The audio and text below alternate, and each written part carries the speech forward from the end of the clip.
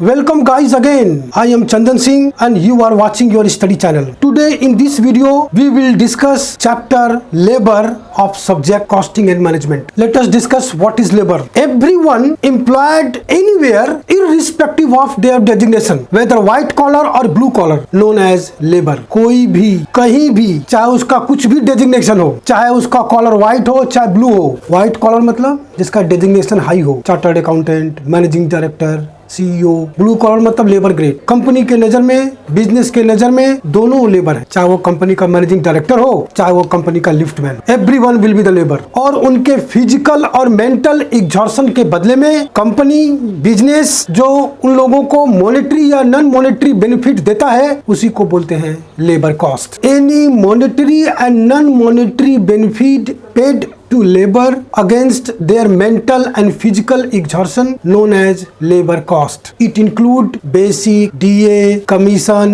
bonus, HRA, PF, etc. ये सब labor cost होता है. जो पढ़ा लिखा है वो mentally काम करेगा, जो पढ़ा लिखा नहीं है वो physically काम करेगा. तो इनके mental और physical exertion के बदले में business, कंपनी जो इन लोगों को पेमेंट करता है, चाहे वो कैश हो चाहे वो बेनिफिट हो, जिसका मेजरमेंट हम मनी में कर सकते हैं, वो सब लेबर कॉस्ट. ठीक है. तो लेबर और लेबर कॉस्ट दोनों अलग अलग होता है. लेबर मतलब the person who do labour. Labour cost मतलब मेंटल और फिजिकल एग्जॉर्शन के बदले में जो पेमेंट किया जाता है वो लेबर कॉस्ट होता है. ठीक है. देखिए मैंने जो डेफिनेशन बोला है यहाँ पे कुछ लिखे हैं उसके बारे में इंपॉर्टेंट पॉइंट. पहला तो लिखे है एवरीवन, कोई भी कहीं भी एम्प्लॉयड हो वो लेबर है. व्हाइट कॉलर और ब्लू कॉलर हो. व्हाइट कॉलर मतलब जिसका डेजिग्नेशन हाई हो, ब्लू कॉलर मतलब जिसका डेजिग्नेशन लो. लेबर कॉस्ट जो एम्प्लॉयड होते हैं वो लेबर होते हैं और उनके मेंटल और फिजिकल एग्जॉर्शन के बदले में जो पेमेंट करते हैं वो लेबर कॉस्ट होता है. ठीक है. अब यहाँ देखिए लेबर कॉस्ट में आपका मॉनेटरी बेनिफिट और नॉन मॉनेटरी बेनिफिट दोनों होता है. ये आपका आया. नेक्स्ट देखिए सिस्टम ऑफ वेजेस पेमेंट.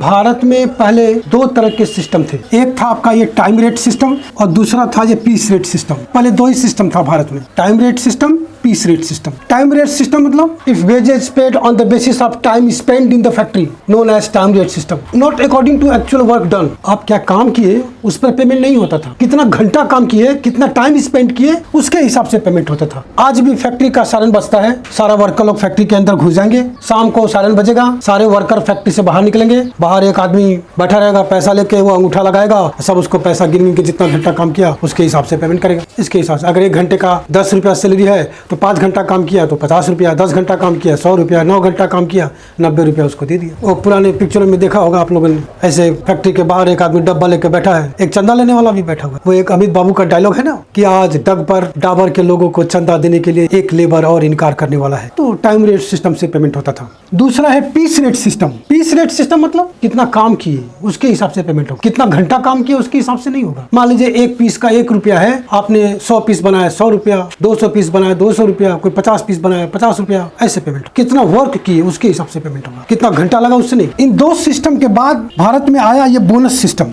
ये बोनस क्या है ध्यान दीजिए. एक वर्ड है efficiency. What do you mean by efficiency? The capacity to do the work known as efficiency. कार्य करने की क्षमता, उसको एफिशिएंसी बोलते हैं. तो पहले ये जो दो सिस्टम था, time rate system, piece rate system, इसमें एफिशिएंसी का बहुत बड़ा कमी था. टाइम रेट सिस्टम में एफिशिएंसी का बेनिफिट मालिक को मिलता था, एम्प्लॉयर को. क्यों? क्योंकि जो वर्कर एफिशिएंट है उसको भी उतना ही पैसा देना पड़ता है, जो वर्कर नॉन एफिशिएंट है उसको भी उतना ही पैसा देना पड़ता है. जैसे हम एफिशिएंट है, मैंने दिन भर में बनाया 1000 पीस 8 घंटे में, तो हमको भी 8 घंटे का पैसा मिलेगा. आप आलसी हैं, आप 8 घंटे में बनाए कितना पीस? 50 पीस, आपको भी 8 घंटे का पैसा मिलेगा. तो ये जो मैंने 950 पीस एक्स्ट्रा बनाया उसका बेनिफिट किसको मिला? मालिक को, एम्प्लॉयर को. इसमें efficient worker, non efficient worker को एक ही पैसा मिल रहा है. ऐसे सिचुएशन में जो एफिशिएंट नहीं है उसको जॉब ही नहीं मिलेगी. ये समस्या हो गई. और ठीक इसका उल्टा पीस रेट सिस्टम में एफिशिएंसी का बेनिफिट एम्प्लॉय को मिलता है, नौकर को. जैसे मैंने 1000 पीस बनाया, 1 रुपए के हिसाब से हमको मिलेगा 1000 रुपया. आप 50 पीस बनाए हैं तो 1 रुपए के हिसाब से आपको मिलेगा 50 रुपया. यहाँ पर एफिशिएंसी का बेनिफिट एम्प्लॉय को मिल रहा है, हमको मिल रहा है. जबकि ऐसा नहीं है.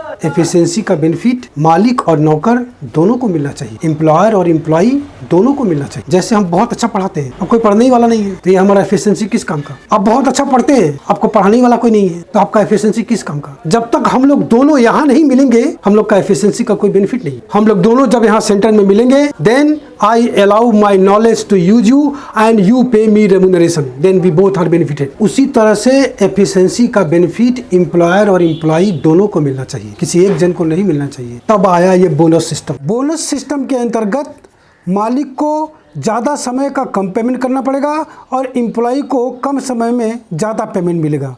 मतलब एफिशिएंसी का बेनिफिट मालिक और नौकर दोनों को मिलना चाहिए। ठीक है, तो बोनस सिस्टम के अंतर्गत ये देखिए इतने सारे मेथड है। पहला है प्रीमियम बोनस सिस्टम। इसके अंतर्गत ये 3 मेथड है। हाल्सियस सिस्टम, जिसमें एफिशिएंसी का बेनिफिट एम्प्लॉयर एम्प्लॉई को इक्वली मिलता है, हाफ ऑफ मिलता है। रोवन सिस्टम और बाथ सिस्टम। प्रीमियम बोनस में ये 3 मेथड हुआ। सेकंड आया डिफरेंशियल पीस वर्क। इसके अंदर ये 2 सिस्टम है, टेलर सिस्टम और Merrick system. Combination of time and piece work ये तीसरा है। इसके अंतर्गत ये 4 मेथड है। Emerson system, Gantt task system, accelerated system, point scheme method. Point scheme, इस पॉइंट स्कीम के अंतर्गत 2 है। एक है बिडेक सिस्टम, दूसरा है हेनिस सिस्टम। सबका प्रूव्ड फार्मूला है, उस फार्मूला पे पुट करके अपने को लेबर कॉस्ट कंप्यूट कर लेना है। सारा सम्स करके आपको दिखाएंगे। चौथा नंबर आपका आया group system of payment.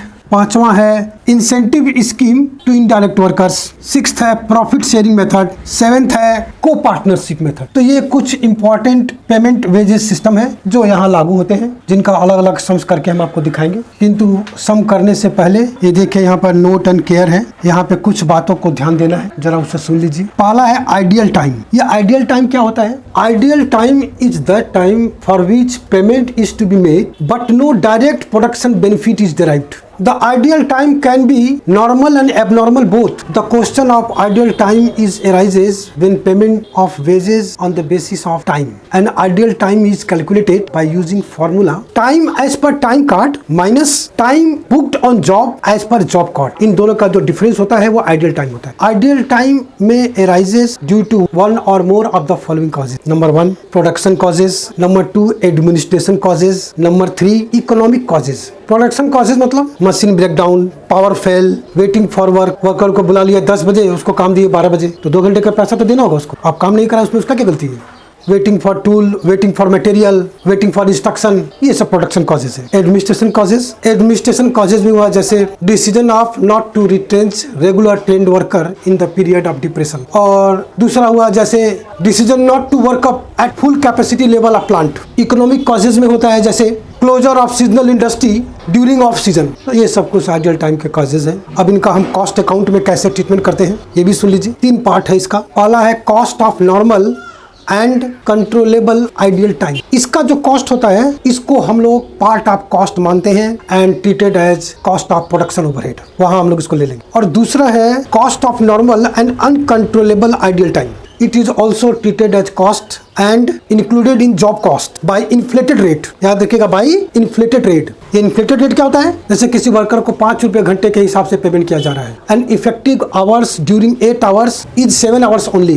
Then inflated rate is 5 by 7 into 8 that is 7.21। इस रेट से डायरेक्ट जॉब कॉस्ट पे अप्लाई हो जाएगा आइडियल टाइम का कॉस्ट। और तीसरा है cost of abnormal ideal time. It is not part of cost. इसको हम लोग कॉस्ट में नहीं लेते हैं। It will transfer to costing profit and loss account. तो ये हुआ आइडियल टाइम क्या होता है और कॉस्टिंग में इसको कैसे ट्रीट करते हैं हम लोग। नेक्स्ट आपका आया over time.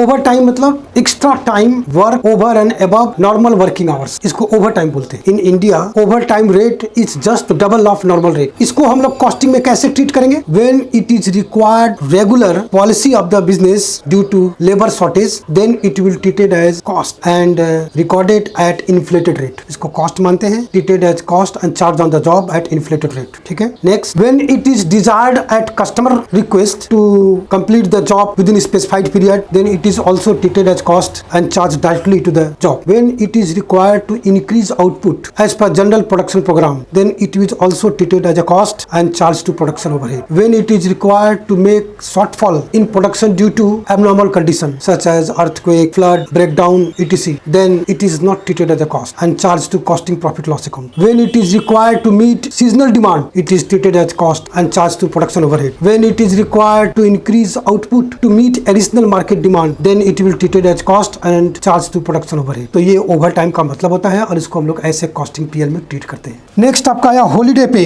Holiday pay is estimated in advance for the whole year after taking into account the normal holidays in a year and it is treated in the following phase. If holiday pay to the employ of production department then it will charge to production overhead. Similarly if holiday pay to employ of administration department then it will charge to administration overhead. If holiday pay to the employee of selling department, it will charge to selling overhead. If holiday pay is made to employee of distribution department, then it will charge to distribution overhead. अब last आपका आया labour turnover. ये क्या होता है? Labour turnover is the rate of change in the composition of labor force in an organization due to retirement, resignation, retrench, etc. during a particular period. It may be defined as number of labor left or replace or both in relation to average number of workers employed during a period of time। इसको calculate करने का 3 method होता है। पहला होता है separation method, दूसरा होता है रिप्लेसमेंट मेथड और तीसरा होता है फ्लेक्स मेथड। 3 मेथड होता है लेबर टर्नओवर कैलकुलेट करने का। तो इस तरह से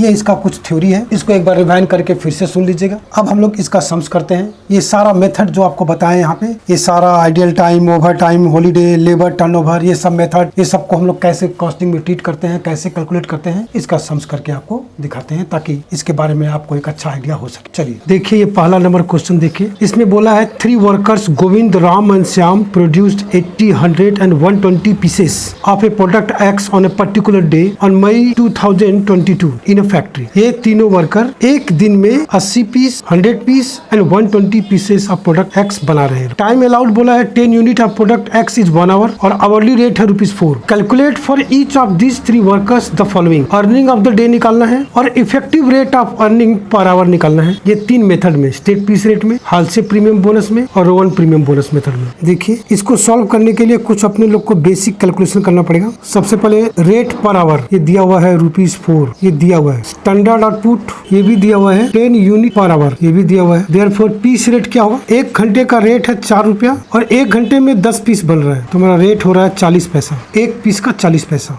calculation of time save, Govind, Ram और श्याम, ये 3 वर्कर है। टाइम अलाउड आवर्स में क्वेश्चन में बोला है कि 10 यूनिट के लिए 1 घंटा है स्टैंडर्ड टाइम, 10 यूनिट के लिए 1 घंटा अलाउड है। तो गोविंद 80 पीस बनाया है तो इसके लिए 8 आवर्स, राम ने 100 पीस बनाया है तो इसके लिए 10 आवर्स, श्याम ने 120 पीस बनाया है तो इसके लिए 12 आवर्स। लेस टाइम टेकन, ये लोग ये सारा यूनिट एक दिन में बनाए। भारत में अगर कुछ नहीं बोलेगा तो भारत में एक दिन स्टैंडर्ड टाइम है 8 आवर्स, इसलिए हम लोग यहाँ पे 8 आवर्स ले लिए। तो टाइम सेव्ड गोविंद का कुछ भी नहीं है, राम का 2 घंटा, श्याम का 4 घंटा। अब हम लोग सारे मेथड्स में इसका अर्निंग निकालते हैं। पहला निकालते हैं हम लोग earning under piece rate system. इसका फॉर्मूला है, आप वेजेस कॉस्ट बोलो या अर्निंग बोलो, एक ही बात है। Unit finished into rate per unit, ये फॉर्मूला है। गोविंद यूनिट फिनिश किया है 80 और 1 पीस का रेट यहाँ पे निकला है 40 पैसा, तो गोविंद का आ गया 32 रुपया। राम ने 100 पीस बनाया, 1 पीस का 40 पैसा, 40 रुपया। श्याम 120 पीस बनाया, 1 पीस का 40 पैसा, श्याम का हो गया 48 रुपीज। ये हुआ पीस रेट में अर्निंग। अब उसी तरह से हम लोग हाल से प्रीमियम सिस्टम में अर्निंग निकालेंगे तीनों का। अर्निंग अंडर हाल से प्रीमियम सिस्टम, इसको कैलकुलेट का फॉर्मूला है। फॉर्मूला ऑलरेडी प्रूव्ड है, आपको प्रूव करने की जरूरत नहीं है, बस देख लीजिए कैसा है। बस इस फॉर्मूला पे पुट करके अर्निंग निकाल लेना है। का फॉर्मूला है अर्निंग इक्वल टू या wages cost equal to hours worked into rate per hour. कितना घंटा काम किया इनटू 1 घंटे का क्या रेट है, ये तो मिलेगा ही, प्लस बोनस मिलेगा। जितना टाइम सेव करेगा उसका आधा, हाल से मतलब हाफ ऑफ। हाल से साहब ने बोला कि जितना भी टाइम सेव होगा, वर्कर जितना भी टाइम सेव करेगा उसका आधा पैसा वर्कर को मिलेगा और आधा मालिक को देना नहीं पड़ेगा। दोनों को 50-50% बेनिफिट मिलेगा। तो actual earning plus bonus, bonus होगा हाफ इंटू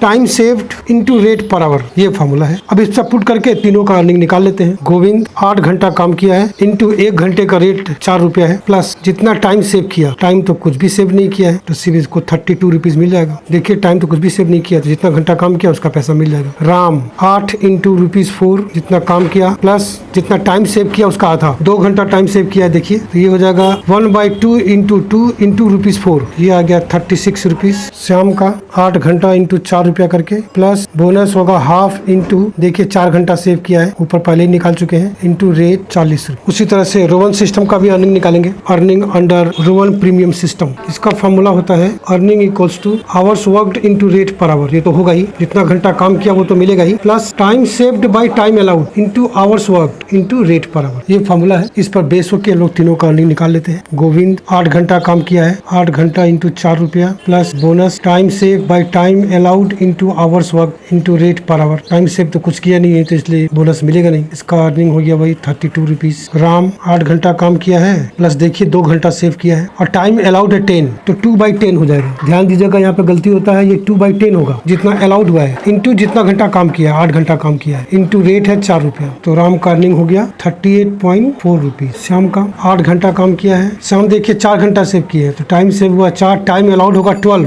ये है टाइम अलाउड इंटू 8 घंटा काम किया है एक दिन इंटू 4 रुपया करके।